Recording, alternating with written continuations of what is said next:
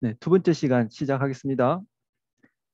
33쪽 글상자 1-4 보시면 TV 시청 시간과 공격성 간의 관계에서 인과관계인가 혹은 상관관계인가 해서 내용이 소개되고 있습니다. 자, TV를 시청하는 시간이 증가할수록 공격성이 증가한다는 연구 결과가 발표되었다고 하자. 그렇다면 TV 시청 시간은 공격 행동의 원인일까? 더 나아가 시청 시간을 줄이면 공격 행동이 줄어들고 아예 TV를 보지 못하게 하면 공격 행동도 사라질 것인가? 실험 연구 방법을 적용해 TV를 시청하는 시간 외의 모든 변이를 동일하게 통제할 수 있다면 시청 시간이 공격 행동 발현에 미치는 효과를 인과관계로 살펴볼 수 있을 것이다. 여기서 모든 변이를 동일하게 통제한다는 것이 아까 그 실험 참가자 내 실험, 참가자 간 실험 있어서 무슨 할당과 관련해서 그리고 아까 연습 효과, 뭐 숙련도라고 표현했는데 그런 것들이 종속 변인에 영향을 주지 않게 함으로써 독립 변인만의 효과를 가능한 한 가려내겠다, 보겠다라고 할 때 우리는 통제한다라고 해요. 그 이외의 통제의 구체적인 예들은 방법 또는 통제의 대상이 되는 것도 더 많은데 뭐 그것만 하더라도 통제가 뭐 예, 설명도 그렇고 우리한테는 지금 물리적으로 가능하지 않으니까 아까 논의한 질문하고 말씀드린 그런 것들이 이제 통제와 관련된 얘기입니다. 자, 그래서 모든 변인을 종속 변이에 영향을 줄 수 있는 가능한 모든 변인을 그렇게 통제할 수 있다면 인과관계를 살펴볼 수 있을 것이다. 그러나 윤리적 현실적 제약으로 인해 이러한 연구는 가능하지도 않고 바람직하지 않다. 이 경우는 이제 사람을 대상으로 TV 시청과 공격 간의 관계를 하니까 뭐 동물을 대상으로 TV 시청한 다음에 공격성 연구한다는 걸 한다 하더라도 거기 결과는 사람한테 적용하기에는 의미가 없죠. 동물이 TV 시청한다는 것 자체가 우리한테 적용하기에는 뭐 타당하지 않은 그러한 음, 사례가 되니까 이 경우에는 뭐 동물 연구를 하는 것 자체가 뭐 무의미하고 그런데 이 TV 시청과 공격성 간의 관계를 사람에게 적용한다는 것. 아까 그 뭡니까 그 무더위 계절 변화로 인해서 범죄율의 발생률이 어떤지 그걸 인과관계로 그걸 뭐 사람에게 적용할 곤란하죠. 그처럼 이것도 이렇게 현실적인 윤리적 문제로 제약을 받는다. 그래서 동물에게 연구를 해서 인과관계를 낸 것을 사람에게도 일반화할 수 있는 그러한 독립변인, 종속변인의 경우에는 윤리적, 현실적인 문제가 사람의 경우에 있다면은 동물을 가지고 하는 것이 가능하고 뭐 어떻게 효율적이다라고 표현해야 되나요? 그리고 뭐 우리가 주어진 환경에서 타당한 방법이다 이렇게 볼 수 있는 거죠. 물론 동물 입장에서는 뭐 누가 하래 너네 마음대로 왜 하냐 뭐 이렇게 얘기할 수도 있겠지만 우리 일방적으로 동물을 데려다 그렇게 하는데 뭐 동물 보호라든지 그쪽 관련된 사람들은 우리 교재도 소개됐지만 그걸로 관해서 또 다 뭐 이렇게 많이 이슈화하고 있습니다만 그 내용은 저희가 다루지 않겠습니다. 교재 짧게 소개는 돼 있습니다. 자, 그다음 단락 보시면 인과관계 안에는 분명히 상관관계가 존재한다. 그러나 상관관계가 존재한다고 해서 반드시 인과관계가 성립되는 것은 아니다. 그렇죠. 원인과 결과의 관계가 있다면 둘 간에는 분명히 상관관계가 있을 거예요. 하지만 오늘 첫 시간에 상관관계를 얘기를 하면서 둘 사이에 상관관계가 있다고 해서 둘 사이에 무엇이 원인이고 결과가 있다라고는 알 수가 없죠. 그래서 상관관계만으로는 인과관계를 알 수 없기 때문에 상관관계에서 유의미한 상관이 있다라고 여기지는 변인이 발견됐다면 변인들을 내가 확인했다면 그 두 변인을 가지고 종속변인, 독립변인, 독립변인, 종속변인 이렇게 해서 아까 살펴본 그런 실험 연구를 해야지만이 인과관계가 있는지 없는지 알 수 있게 되는 거죠. 그래서 상관관계라는 것만 확인됐다 해서 이 둘 사이에 인과관계 있는지는 차후에 더 연구해봐야 될 문제지만 인과관계가 있다라고만 일단 밝혀진다면은 상관관계는 해볼 필요가 없죠. 인과관계가 있으면 뭐 상관관계 연구할 필요도 없이 분명히 상관관계는 존재합니다. 그래서 인과관계 안에는 분명히 상관관계가 존재한다. 그러나 상관관계가 존재한다고 해서 반드시 인과관계가 성립되는 것은 아니다.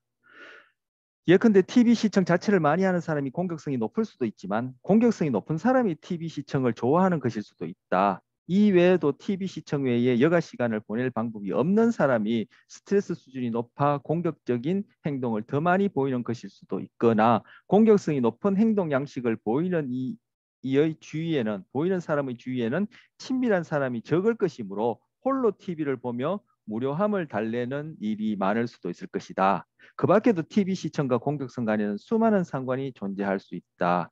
사람들이 흔히 저지르는 마음의 오류 중 하나는 상관관계로 해석해야 할 관계성을 인과관계로 해석하거나 아무런 관련이 없는 관계를 인과관계로 해석하는 것이다. 이것이 지금 이런 연구에 있어서 그렇지만 우리가 흔히 일상적으로 우리 인지상정이라 얘기할까요? 여기 보면 사람들이 흔히 저지르는 오류했는데 바로 우리가 이 사고하는 방식에 있어서 쉽게 저지른 오류, 뭐 누구나 갖고 있는 그런 오류라는 뜻에서 인지상정 이렇게 표현할 수 있을까요? 그것이 바로 이렇게 상관관계가 있으면 인과관계가 있는 식으로 그렇게 결론 내린다라는 거. 특히 시간적으로 앞서 일어난 것을 뒤에 발생한 사건의 원인이라고 간주하는 인과의 오류는 많은 이들이 범하는 대표적인 오류다. 그렇죠. 시간적으로 앞서거니 뒤서거니 하면은 앞에 것이 뒤에 것에 대한 원인이다. 이렇게 우리는 추론하기 쉬운데 우리는 그런 경향성이 있단 말이에요. 그런 오류 경향성이 있는데 이런 것들이 알게 혹은 아까 실험 연구에서 무슨 할당을 하지 않아서 종속변이 왜곡되는 경우처럼 알면서도 그렇게 하는 경우도 있고 지금 이 경우처럼 그죠? 이런 걸 알면서도 대부분의 사람들은 자칫하면 이게 시간상으로 앞서거니 뒤서거니 하거나 상관관계가 있으면 인과관계 있는 식으로 우리는 냅다 그렇게 결론 내리기 쉬운 경향성을 이용해 가지고 그걸 악이용할 수 있단 말이에요. 뭐 흔히 뭐 그런 여론조사를 한다든지 뭐 최근에는 뭐 그런 뭐 선거 관련해서 그런 경우에 뭐 자료를 수집해서 해석할 때는 그것을 악용하는 경우도 있고 그리고 이러한 전문적인 실험이나 이런 연구 상황에서도 그걸 그렇게 알면서도 그렇게 오용하는 경우가 남용, 오용, 악용, 악용하는 경우가 있죠. 그건 이제 연구 윤리상 이제 범죄에 해당한다 이렇게 얘기를 하고 있습니다. 까마귀 날자 배 떨어진다라는 속담처럼 관련 있어 보이는 두 개 변인이 실제로는 그 관계가 미약하거나 없거나 혹은 다른 요인이 포함되어 있을 가능성이 있다. 우리 앞서 봤던 그 선풍기 판매량과 범죄율, 뭐 지하철이 생긴 것과 범죄율 그리고 뭐 지구의 온난화와 비만 사이 관계 이런 것들이 그죠? 다른 제3에 숨어 있는 원인이 있는 그런 경우에 해당하는 것으로 지금 읽어보는 이 내용에 관련된 내용입니다. 자, 혹은 다른 요인이 포함되어 있을 가능성이 있다. 인과관계와 상관관계를 구분하지 못하는 것은 바로 우리가 이제 일상에서 미신, 징크스 등을 포함한 이러한 행동과 관련된 것이다. 그래서 미신이나 징크스 등을 포함하여 유사 심리학이 횡행하게 하는 큰 요인 중에 하나다. 우리 일반적으로 뭐 아까 인지상정이라 했는데 인지상정으로 미신적인 요소들 다 있죠. 나는 없는데 싶어도 뭐 곰곰이 살펴보면은 그것도 우리가 흔히 좁은 의미의 미신이다 얘기하는 데 포함 안 되지만 결국 미신과 다름없는 이러한 어떤 사고의 오류를 갖고 있는 경우 광범위한 의미로 미신이나 그리고 징크스 같은 것도 더 흔하게 갖고 있죠. 결국 미신이나 징크스가 이름만 달랐지 그 안에 본질적으로 우리의 그런 사고의 오류는 같은 방식으로 작용하는데 그것이 지금 여기서 얘기하는 상관관계, 인과관계와 관련해서 우리가 혼동하기 쉬운 우리의 심리적 오류와 관련된다 이렇게 얘기를 하는 거. 그래서 제가 앞서도 말씀드렸지만 이걸 뭐 개론에 해당하는 이 수업에 뭐 연구법 이런 것까지 하나 싶은데 이것을 그런 측면으로만 생각하지 말고 제가 재차 3차 말씀드렸듯이 이게 어떻게 합리적이고 타당한 그런 사고하는 방식과 관련된 내용을 전하는구나 이렇게 이해하시면 되겠다 말씀드린 이유가 이것과 관련됩니다. 자, 화면 공유로 갔어요. 아까 봤던 것 다시 들어가면 자, 글상자 읽어봤고요. 그 다음 페이지 보시면 자, 실험 연구 시 주의할 점. 이것도 지금 그 종속변인에 영향을 줘서 왜곡을 시킬 수 있는 즉 저는 독립변인이 종식변인에만 영향을 줘가지고 정말 내가 궁금해하는 그 가설이 참인지 거짓인지 그게 저희 그 궁금증이에요. 그래서 오롯이 독립변이만 종속변이에 영향을 줘서 종속변이상의 그런 차이를 실험 집단하고 통계 집단 사이에 낳게끔, 이것이 저희 목적인데, 아까 질문하고 제가 답하고 서로 논의한 바대로 그런 것들이 관여하게 되면은 통제가 제대로 안 되어서 종속변인을 왜곡시키겠죠. 그걸 교재에서는 혼입이라 그래요. 혼입. 혼입은 제가 이 슬라이드에 포함을 안 시켰거든요. 뭐 가능한 한 뭐 좀 상대적으로 많이 나온 것은 좀 빼려고 그렇게 뺐었는데, 혼입이라는 용어가 31쪽에 보시면 31쪽에 보시면 31쪽에 처음 새로 시작한 단락, 즉 두 번째 줄이 되겠죠. 여기 제가 한번 읽어보겠습니다. 실험 연구는 원인과 결과의 관계를 엄격하게 규명하려는 연구 방법이므로 주로 통제가 가능한 실험실이나 연구실에서 이루어진다. 실험자의 의도대로 규정하고 통제할 수 있는 변이를 독립변이라 하는데, 독립변이는 인과론적 설명에서 원인에 해당하는 부분이다. 독립변이 결과에 어떤 영향을 미치는지 알아보기 위한 조작을 처치라고 하며, 종속변인이란 처치 결과에 따라 변화하는 결과에 해당한다. 한편 실험 연구에는 독립변이를 제외하고 종속변이에 영향을 미칠 수 있는 모든 조건들을 일정하게 유지하는 통제, 컨트롤이 필요하다. 요컨대 실험법은 독립변이를 제외한 다른 조건을 일정하게 유지한 상태에서 독립변이를 처치한 후 그 결과인 종속변인을 살펴봄으로써 독립변인이 종속변인에 어떤 영향을 미치는지를 규명하는 연구 방법이다. 뭐 이번 시간 쭉 얘기했던 것이고요. 실험 연구와 관련해서 저는 혼입이 여기 있는 줄 알았는데 제가 혼입이란 단어를 놓쳤나 봐요. 제가 분명히 봤었는데 이 혼입이 어디 있나? 아, 지금 찾지 말고, 그래서 금방 이렇게 종속변인, 독립변인 이외에 종속변인에 영향을 줄 수 있는 것, 결국 변인이 되겠죠. 제가 원하지 않는 어떤 요인, 변인이 종속변인에 영향을 주는 경우를 혼입이라 합니다. 혼입. 자, 그런데 바로 그러한 혼입이 일어날 수 있는 또 다른 예를 지금 여기서 소개하는 거예요. 지금 실험 연구 시 주의할 점. 즉 달리하면은 통제가 되어야 할 내용들을 지금 소개하는 거야. 뭐 이거 말고도 더 있지만 우리 교재에서는 이거 세 가지 정도 소개를 합니다. 첫 번째, 바로 참가자 기대 효과라는 겁니다. 크게 나누면 제가 여기에 어디 갔나? 아이고, 제가 이거 지금 좀 전에 읽은 게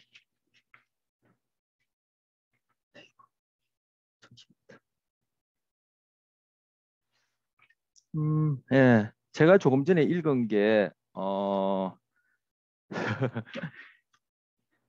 1장을 펴놓고 그 실험 연구에 관한 부분을 읽었어요. 지난 시간에 뭐 연구 방법과 관련된 1장 내용 안 합니까? 라는 질문했는데 그 2장에서 자세히 다루겠다는, 제가 조금 전에 글상자 1-4를 읽는 바람에 지금 2장으로 교재를 넘기지 않고 1장에서 그걸 읽은 것 같은데, 그것도 아닌가? 아, 이런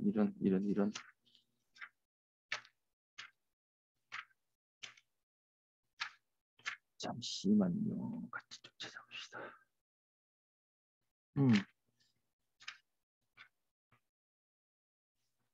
네, 제가 좀 전에 뭐 쪽수도 얘기했는데 뭐 그 다시 찾아보는 건 지금 의미가 없고, 지금 혼입이라는 용어가 나오는 부분을 제가 67쪽에 혼입이라는 용어가 나옵니다. 그리고 요 66쪽, 67쪽이 바로 실험 연구의 기본 논리라 해서 지금 요 슬라이드에서 그죠? 실험 연구의 기본 논리라 해서 독립변이, 종속변이 무슨 할당까지 그 내용을 다루는 것이 66쪽, 67쪽인데 그 67쪽에 보면은 혼입이라는 용어가 나오니까 거기서 이제 확인하시고, 혼입은 제가 조금 전에 얘기한 대로 거기에 해당합니다. 자, 그리고 67쪽 하단에 보면은 실험 연구 시 주의할 점 하고 다음 페이지 넘어가면은 바로 이제 여기서 참가자 기대 효과, 요구 특질, 실험자 기대 효과를 해서 소개합니다. 결국 이런 것들이 혼입될 수 있다. 달리하면 이런 것들이 통제되어야 한다라는 얘기를 하는 거예요.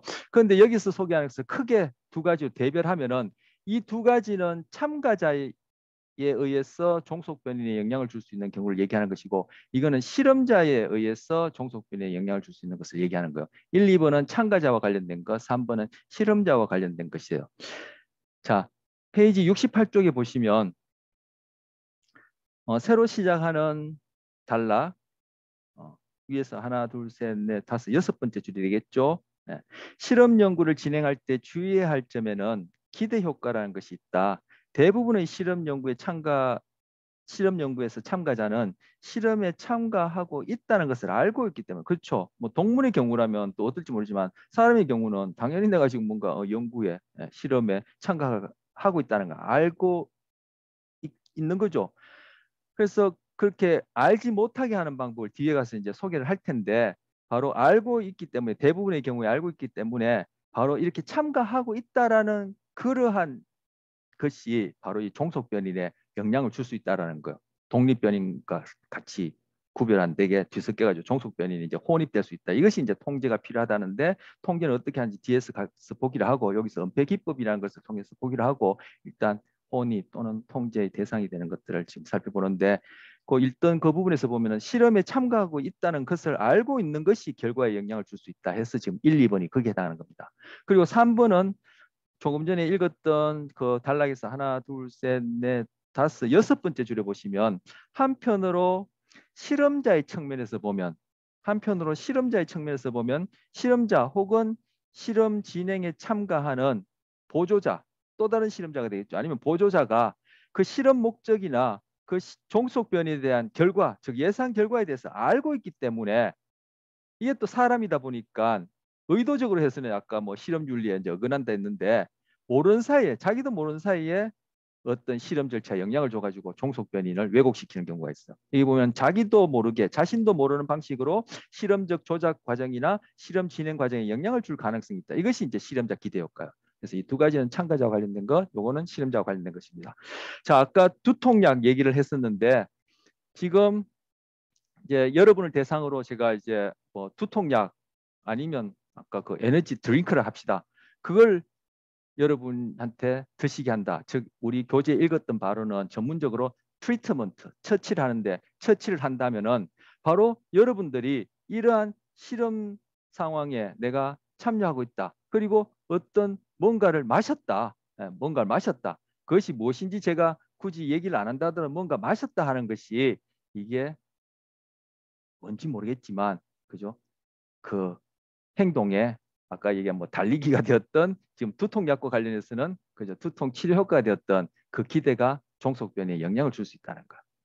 그 참가자 기대 효과의 경우는 많은데 여기서는 일례로 교재에서도 한 개만 소개하는데 일례로 위약 효과라는 게 있어요. 위약 효과. 자, 위약 효과는 플래시보 이펙트는 들어보셨을 거예요. 플래시보 이펙트라는데 자, 우리 교재에 보시면 자, 제가 아까 뭐 드링크제, 에너지 뭐 보충제 이건 뭐 교재 없는 예니까 교재 있는 예를 가지고 좀 빨리 또 우르르 읽어보겠습니다. 금방 한 얘기긴 하지만 다시 두통약의 예로 들어가 보자. 1번 참가자 기대 효과요. 다시 두통약의 예로 돌아가 보자. 실험자는 참가자를 실험 집단과 통제 집단에 무선적으로 할당하고 실험 집단에는 두통약을 투여하였다. 아까 말씀드린 내용이요. 여기서는 드링크제 두통약 차이지 그 절차는 다 동일해요. 이후 측정한 종속 변이를 분석해 보니 두통약을 투여한 실험 집단에서 통증의 지속 여부나 강도가 현저하게 개선되었다. 이렇게 하면 좋죠. 두통약을 만든 제약회사나 개발자 입장에서는 이 결과를 바탕으로 새롭게 개발된 두통약은 효과가 검증되었다고 주장할 수 있을까? 바로 이 경우에 지금 참가자 기대 효과가 혼입되어서 즉 통제되지 않아서 종속변이 왜곡되었기 때문에 이 두통약이 효과가 있다라고 그 가설을 예스를 하기에는 뭔가 문제가 있다. 이렇게 지금 얘기를 하는 거죠. 일반적으로 약을 복용하는 이유는 증상 완화라는 기대 때문이다. 그렇다면 통증이 완화될 것이라는 기대가 증상 완화에 영향을 주지 않았을까? 바로 이게 플래시보 이펙트, 위약 효과라는 거. 만약 그러한 기대가 두통을 완화시킬 가능성이 있다면 실험 결과가 온전히 두통약의 효과를 증명한다고 말하기 어려울 것이다. 이처럼 실험적 처치를 받은 집단에서 처치에 대한 기대로 인해 종속 변인의 변화가 나타난 경우를 위약 효과라고 한다. 즉 참가자 기대 효과 중에 한 예다. 대표적인 예다 해서 여기 제가 적어 놓은 내용 요 문장입니다. 자, 그래서 위약 효과와 관련해서 동영상을 하나 보려고 합니다. 그런데 시중에 시중에 이러한 실험 연구를 거쳐서 판매되어지는 것이, 즉 임상 그런 연구를 몇 단계를 거쳐서 판매되어지는 것이 우리 시중에서 접하게 되는 약인데, 시중에서 판매되는 약의 약 효과의 약들의 약 효과의 한 30% 정도는 위약 효과다. 즉 우리가 어떠한 불편함이 있을 때 거기에 해당하는 어떤 약을 먹는다라는 그러한 경험이 바로 그 약 효과의 중에 한 30%를 차지한다. 이렇게 얘기를 하기도 하고, 그거 위약 효과를 높게 잡는 사람은 우리가 먹는 약 효과의 90%는 다 바로 그러한, 내가 두통이 있으니까 지금 두통약을 먹는다라는 그런 경험 때문에 두통이 사라지는데 한 90% 정도 작용한다. 이렇게 높게는 90%까지도 그렇게 얘기한 사람이 있어요. 그런 것이 이제 위약 효과예요. 자, 금방 말씀드린 동영상 이제 하나 보도록 하겠습니다. 네. 오늘 수업 마치고 또 수업 있습니까? 오늘이 또 금요일이고 한데 혹시 여유되면 이 패치 아담스 영화 한번 찾아서 한번 보시길 바랍니다. 저는 봤는데 재밌어요. 네. 그리고 그 동영상에 보면은 그 엉덩이에 놓은 주사가 진통제가 아니라 그냥 비타민인데도 그것이 효과가 있었죠. 결국 그 환자들은 그것이 진통제라는 거 생각한 거죠. 비타민제라고는 이제 몰랐던 거죠. 근데 거기서 이제 그게 효과가 나타났던 거예요. 위약 효과가. 그러니까 내가 뭔가 진통제에 해당하는 약을 처치받는다, 즉 주사 맞는다. 그리고 의사가 그 전에 이 약은 새로 개발된 아주 좋은 효과가 있는 약이다 이렇게 얘기했으니까 그것도 이미 그죠, 이렇게 참가자 기대 효과로서 작용했고, 그리고 뭐, 이웃 사람도 아니고 자기가 입원해 있는 그것도 의사 선생님이 흰 가운을 입으시고 그것도 진료실에서 얘기한다는 그 자체가, 이 약이 뭐 새로 개발된 효과 있는 약이란 그런 설명을 안 하더라도 그 특정한 장소에서 의사 선생님이 얘기한다는 자체가 또 기대 효과로 영향을 미쳤고요. 그런 것들이 보이지 않게 혼입되어서 이렇게 종속병에 영향을 줄 수 있다는 얘기입니다. 그 인터뷰한 내용 중에 한 분이 뭐 수술도 영향을 미친다 하는데, 그 류마티스로 인해서 류마티스 관절염으로 인해서 수술을 받는데 이것도 혹시 이렇게 위약 효과가 있지 않을까 싶어서 실제 치료 수술을 하는 것이 아니라 그냥 마취하고 그 부위를 절개만 했다가 다시 꿰맸는데도 그것이 치료 효과가 있는 그런 경우가 연구 발표됐어요. 그것도 그죠. 수술의 경우에도 그렇게 위약 효과가 있다라는 거예요. 그리고 또 재미난 것은 이것이 지금 가짜 약입니다. 이거는 실제 진통제가 아니고, 또는 뭐 통증뿐만 아니라 다른 경우에도 이건 실제 약효 성분을 가진 그런 약물이 아니라 그냥 비타민이나 뭐 식염수나 포도당입니다. 그렇게 알려주고 처치하는데도 효과가 있다라는 거야. 그것이 이제 위약 효과입니다. 그래서 아까 어떤 사람들은 시중에 우리가 접할 수 있는 약의 약 효과의 90%가 위약 효과다 이렇게 이제 얘기를 이제 하는 거죠. 그래서 옛날에 뭐 할머니 손은 약손이라고 이렇게 할 때 그런 것도 분명히 그죠, 뭐 실제 그 손을 이렇게 부비고 그 부분을 마사지하고 이렇게 하는 것이 어떤 식으로든 영향도 주겠지만, 그죠, 할머님이 그렇게 누군가 해준다라는 것이 또 위약 효과로 그렇게 작용하겠죠. 어쨌든 뭐 치료라는 것은 불편함이 없어지고 정상적인 생활을 할 수 있게끔 되면 치료니까 뭐 그것도 과연 나쁘지 않다고 볼 수 있는데, 어쨌든 우리가 여기서 그런 인과관계를 타당성 있게 밝힘에 있어서는 이제 위약 효과를 예를 들었지만 이러한 것들을 고려해야 된다. 우리 수업에도 위약 효과에 해당하는 이런 기대 효과가 있어. 어느 대학에서 하는 무슨 수업인데 오늘은 특별히 이번 학기는 특별히 어느 대학, 예를 들어서 하버드 대학의 심리학과 교수님이 우리 학교에 방문 교수님으로서 이번 학기를 맡게 됐다. 이래 되면 이제 그 수업에 대한 만족도라든지 그 평가가 달라집니다. 그 우리 인간관계에 있어서도 그렇죠. 그리고 우리가 누굴 만나든가, 여러분 같은 경우 뭐 이성 친구도 있고 앞으로 이성도 사귀게 되고 앞으로 더 가서는 또 뭐 결혼도 이제 이렇게 하게 될 때, 저 사람이 어느 집안인데 부모님이 누구래. 저 집은 뭐 사회 경제적인 지위가 어떻대. 벌써 그것이 그 당사자에 대한 그러한 평가에 있어서 지금 위약 효과에 대한 그러한 영향을 미칩니다. 그렇게 해서 그걸 우리가 뭐 어떤 식으로든 지금 인간관계든 뭐 우리 수업과 관련된 것이든 아까 수술과 관련된 이런 위약 효과든 이런 약물과 관련된 것이든 그런 것들을 무엇이 원인이고 결과다 해서 내가 정말 합리적이고 타당한 평가를 내리는 것이 중요하다 여기실 때는 이런 것이 반드시 고려되겠죠. 그래서 여기서는 위약 효과라는 이름으로 실험을 연구의 경우에 얘기하지만 바로 일상적으로 내가 지금 평소에 지금 만나고 그것이 사람이 아니라 어떤 대상 물건이라 하더라도 아 이거 지금 삼성에서 만들었대. 이거 어디 LG에서 만들었대 하는 것하고 이거 뭐 중소기업에서 만들었대. 아 이거 뭐 이 브랜드 이거 뭐 듣도 보도 못하는데 이거 벌써 그 제품에 대한 그죠? 그런 평가에 영향을 미치거든요. 실제 써보면은 그것이 차이가 없을 수도 있는데 그렇게 되면 이제 그것이 이제 가격도 달라지고 그죠? 소비자 행동에 영향을 주겠죠. 그런 것들이 뭐 비일비재하죠. 그래서 지금 위약 효과에 해당하는 그러한 영향력이 그죠? 이러한 특별한 경우뿐만 아니라 우리 일상에서 접하는 모든 경우에 다 그런 것들이 작용한다. 그러한 경우 우리가 정말 타당하고 합리적이고 그런 결론을 내려야 될 경우에는 인과관계적 결론을 내려야 될 경우에는 그런 것들을 교류하는 것이 중요하다. 왜?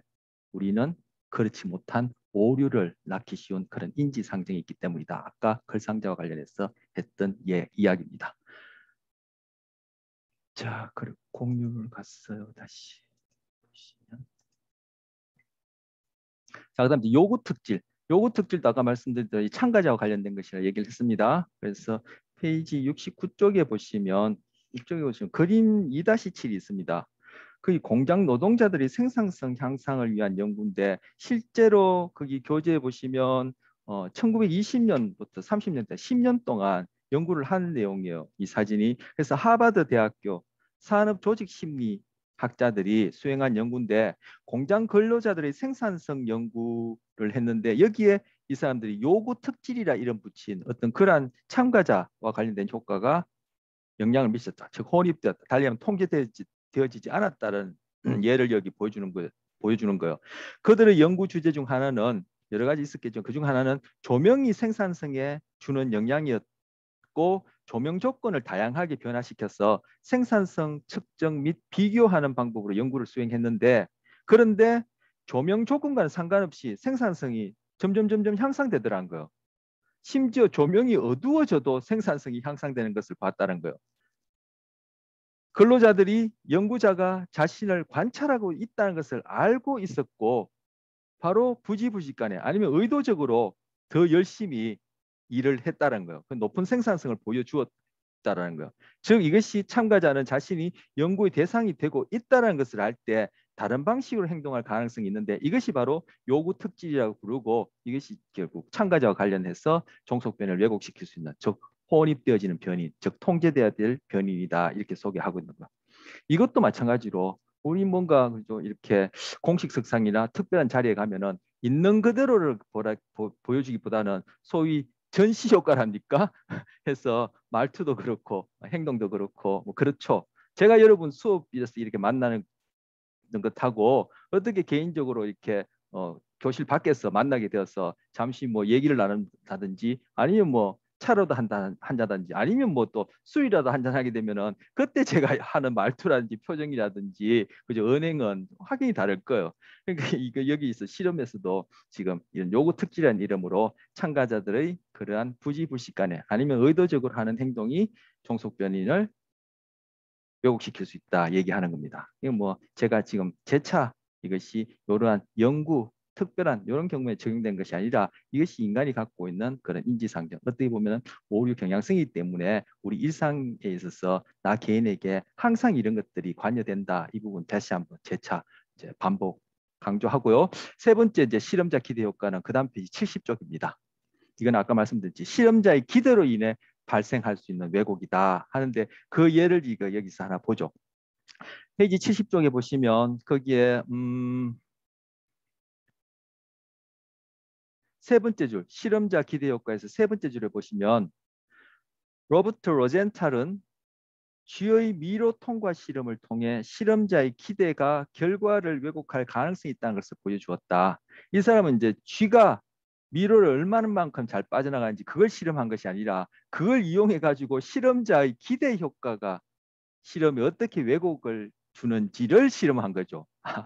자, 로젠탈은 실험용 쥐를 무선 할당으로 두 집단 나누고 아까 배웠던 무선 할당입니다. 각 집단의 쥐를 다른 연구 조교에게 맡겨 관리하게 훈련시켰는데 이 과정에서 첫 번째 실험 집단 또는 통제 집단의 조교에게는 자신이 담당하는 그 조교가 담당하는 쥐들이 미로에 탁월한 능력을 지녔다고 미리 알려주고 두 번째 집단의 조교에게는 자신이 담당하는 쥐들이 미로에는 전혀 소질이 없다고 알려줬습니다. 그런 다음에 나중에 쥐들이 미로를 통과하는 걸 보니까 이 소위 똑똑한 쥐들을 자기가 연구하고 있다고 여겨졌던 조교들은 그 쥐들이 미로 통과하는 게 그렇지 않은 집단보다 훨씬 더 잘하고 멍청한 쥐들을 내가 지금 훈련시키고 있다라고 그렇게 얘기 들은 조교들이 그 측정한 그 쥐들의 미로 훈련 기록을 보면은 이게 저조하더라는 거예요.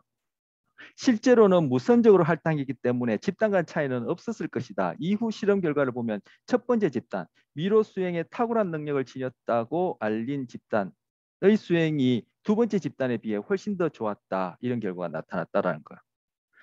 자, 그 다음 몇 줄 또 읽어보시길 바라고 이것이 지금 쥐를 대상으로 한 내용인데 실제 심리학과 관련된 그런 연구 사례에서 또 실제 교육 현장, 즉 학교 교실에서 이제 초등학생들을 대상으로 우리 한국의 사례는 아니고 실제 있었는데 외국에서의 사례인데 이제 실험 심리학자 개입을 해가지고 이제 거기다 이제 실험 아닌 실험을 한 거죠. 그래서 선생님들한테 그죠?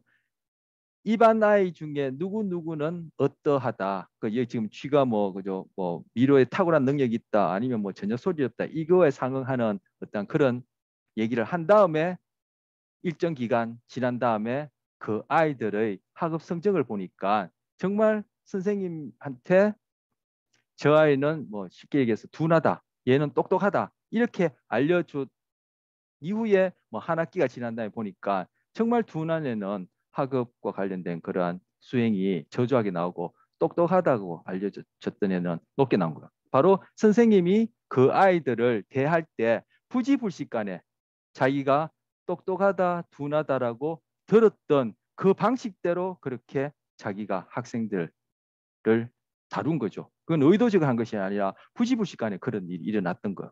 지금 여기서 쥐의 위로 실험 경우와 마찬가지로 조교들이 쥐에 대해서 어떤 정보를 받았냐가 영향을 주듯이 그 실제 교육 현장에서 그렇다는 거예요. 자, 이거는 예를 안 들어도 알겠죠. 여러분 이제까지 뭐 교육 받았고 앞으로도 더 받을 기간이 많을 텐데 이제까지 그것이 지금 심리학자가 금방 실험한 그러한 예가 아니라 그런 명시적으로 그렇게 선생님이 알려준 경우가 아니라 하더라도 부지불식간에 우리가 수업을 받는 입장에서 또는 수업을 하는 입장에서 거기서 어쨌든 그 상황에 참가해 있는 하나의 참가자로서 우리가 거기서 서로 그러한 이 쥐가 똑똑하다 그렇지 못하다에 해당하는 그런 정보를 받음으로 해서 그것이 이제까지 받아온 그 교육에 그것이 어떤 식으로든 영향을 줄 수 있고 줬다고 한다면은 굉장히 뭐 중차대한 문제다 이렇게 생각할 수도 있고 어떻게 보면 그것이 바로 인간이 갖고 있는 오류고 뭐 오늘 제가 인지상정이라는 표현을 많이 하는데 우리가 갖고 있는 인간의 보편적인 그런 행동 경향성이다 이렇게 볼 수 있다는 것. 그래서 지금 실험하는 경우에 그런 것들 개입할 수 있으니까 조심하라. 그리고 제가 좀 전에 우리 실생활에서 우리가 교육받는 현장에서도 그런 일이 일어났고 실생활에서도 그런 일이 일어나니까 여러분들이 그것을 항상 염두에 둔다면 좀 더 타당하고 합리적인 결론을 내려야 할 때 오류를 줄일 수 있겠다. 다시 한번 얘기를 하는 겁니다. 자, 그렇다면 마지막으로 그럼 이런 문제들이 있는 거 이거 어떻게 하느냐? 바로 은폐 기법을 통해서 이것을 혼입을 막을 수 있다. 즉 통제를 할 수 있다는 거예요. 그래서 종속변인의 왜곡이 덜하도록 즉 독립변인이 가능한 한 종속변인의 오롯이 영향을 줬다라고 결론 내릴 수 있도록 하는 방법이 있는데 지금 단일 은폐와 이중 은폐가 있어. 자, 단일 은폐는 뭐냐면은 자, 교재 보시면 그 70쪽에 70쪽에 마지막 단락이 되겠죠.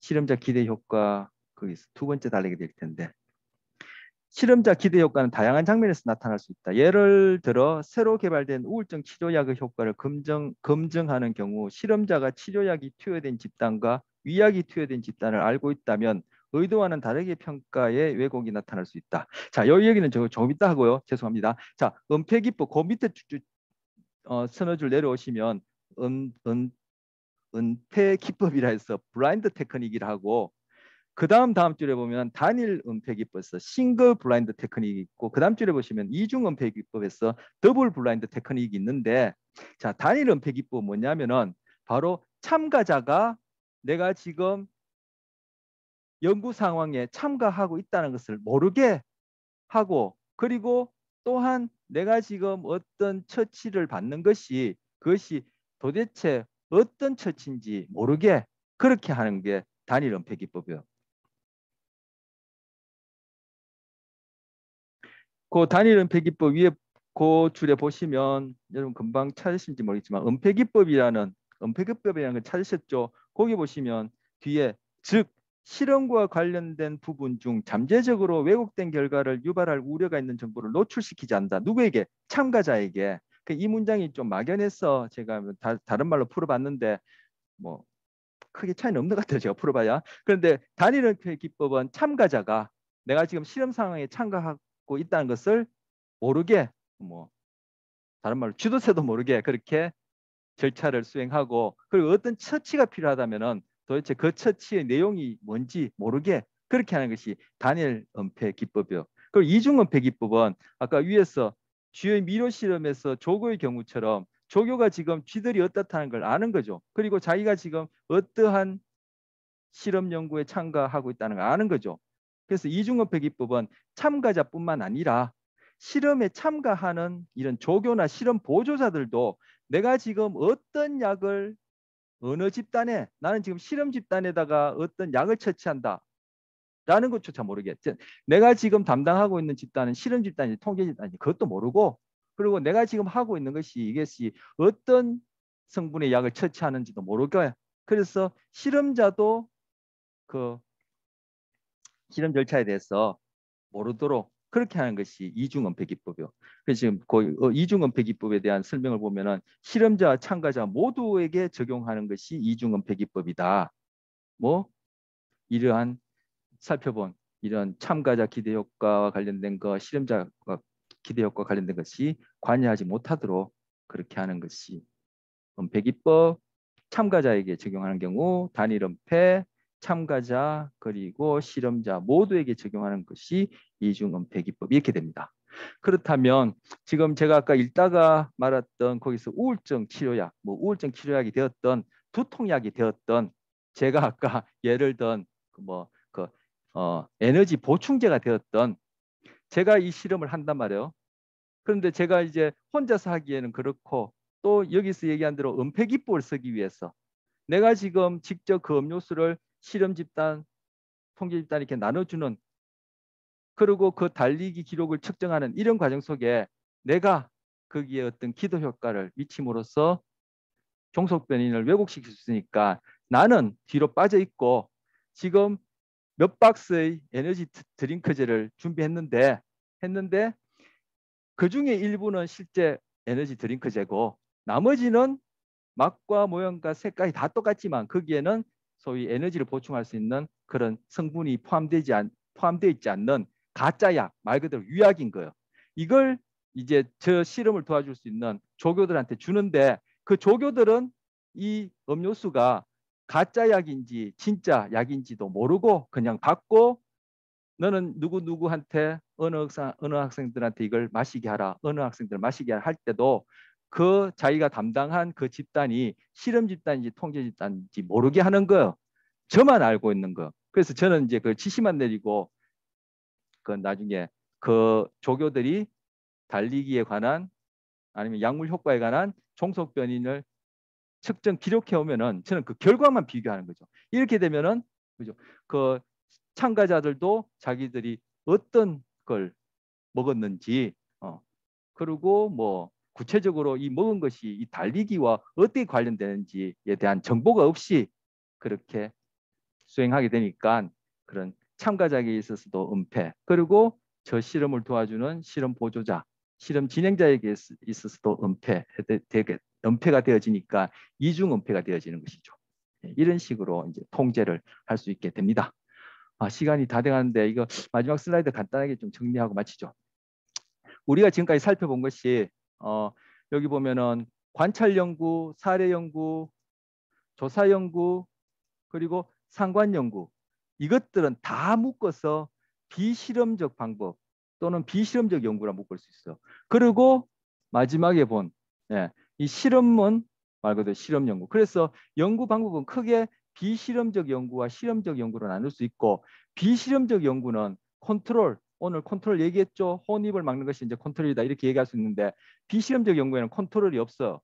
즉 이것이 조사든 사례든 상관이든 간에 이건 다 뭐예요? 있는 그대로의 것을 그대로 묘사, 디스크립션 할 뿐이에요. 그렇기 때문에 이걸 통해서는 그죠? 기껏해야 기껏하다 좀 부정적인 표현인데 최고로 밝혀낼 수 있는 것이 상관관계까지 밝혀낼 수 있는 게 최고예요. 그런데 사례 연구나 뭐 관찰 연구 이런 걸 통해서는 그죠? 상관관계도 밝히기도 좀 힘들죠. 이런 경우는 자 그래서 비실험 연구, 실험 연구를 제외한 나머지는 다 디스크립션을 하는 것이다. 그리고 이걸 통해서는 상관 연구를 밝혀내는 것이 뭐 가장 이걸 가장이라 표현하기 그런데 어쨌든 상관 연구까지 밝혀낼 수 있다. 그리고 마지막에 다룬 실험 연구를 통해서는 통제가 가능하므로, 그리고 통제가 적용되므로 인과관계를 밝혀낼 수 있다. 그리고 앞서 비실험 연구 같은 경우에는 이것이 말 그대로 실험 상황이나 그죠? 그 인위적으로 내가 어떤 독립변이를 누구에겐 주고 안 주고 이런 식으로 하는 것이 아니기 때문에 가능한 한 비실험 연구들은 있는 그들의 상태와 실제 우리의 일상적인 동물이 됐든 사람이 됐든 일상적인 상황과 크게 다르지 않기 때문에 그에 의해서 밝혀진 결과 그리고 상관관계를 일반화시킬 수 있어요. 그 연구의 대상이 안 되었던 다른 사람들에게도 다른 경우에도 이 경우를 바로 외적 타당도가 높다고 그래요. 그런 한편 비실험적 연구는 인과관계를 알 수 없기 때문에 무엇이 독립변이고 종속변이로서 둘 사이에 인과관계가 있는지 모르기 때문에, 즉 인과성 추론의 논리적 타당도가 없기 때문에 내적 타당도가 낮다고 그래요. 그래서 비실험적 연구는 기술, 디스크립션, 묘사할 뿐이고 상관관계를 알 수 있고, 하지만 일반화시키기에 용이하다. 즉 외적 타당도가 높고, 반면에 내적 타당도, 인과관계를 알 수 없기 때문에 내적 타당도가 낮아요. 그렇지만 실험법은 통제를 함으로써 인과관계를 알 수 있지만 통제한다는 것이 인위적인 과정이므로 실제 동물이나 다른 사람들의 경우에 일상생활에 적용하기에는 좀 무리가 있죠. 그래서 상대적으로 외적 타당도가 낮고, 즉 일반화하는데 조심해야 되고, 한편으로는 내적 타당도, 인과성 추론에는 굉장히 강력한 방법이기 때문에 내적 타당도가 높은 이러한 관계가 있어. 그래서 크게 실험법과 실험법이 아닌 것, 그리고 실험법은 통제를 통해서 내적 타당도를 높이지만 일반화에 조심해야 되고, 비실험법은 단지 기술 묘사할 뿐이고 상관관계만 알 수 있고 인과관계를 모르기 때문에 일반화에는 좋지만 바로 내적 타당도는 낮다. 이렇게 정리할 수 있어요.